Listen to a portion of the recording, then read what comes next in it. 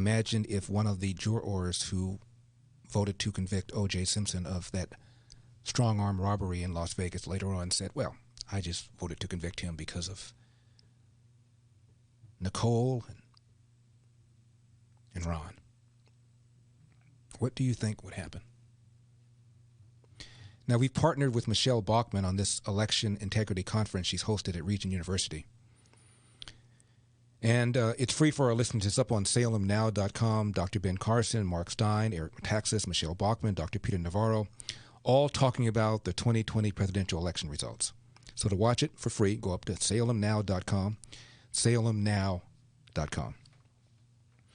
I've also been talking about media manipulation. I mentioned that in 2006 on Halloween night, literally 20 minutes from the headquarters of the Los Angeles Times, the biggest newspaper in the state, Long Beach, 3 white girls are going to one of these haunted house parties on Halloween night.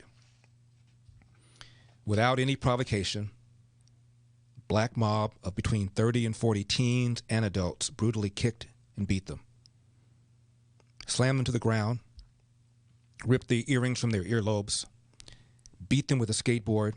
One victim had 12 fractures in her face, required multiple surgeries, damage to her teeth and to her eyesight. The women also suffered internal injuries and concussions.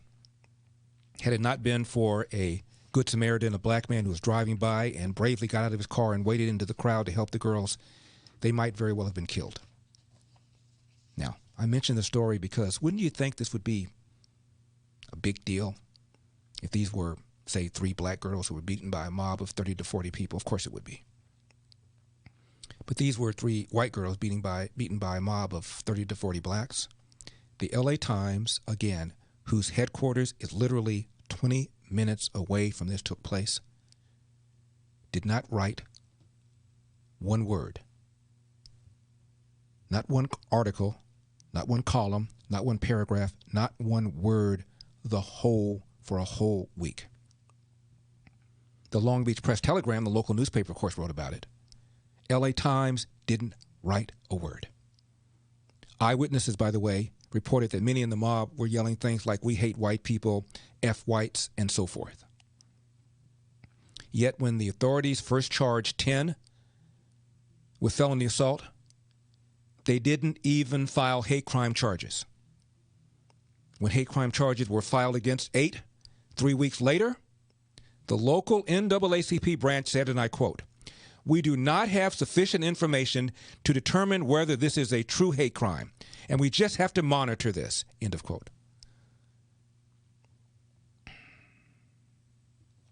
By the way, one of the defendant's uncles published a pamphlet explaining that, and I'm quoting him, white B words, except he didn't say B words, white B words is an acceptable phrase in some urban environments. So the fact that they were being called white B words doesn't mean that that was hate.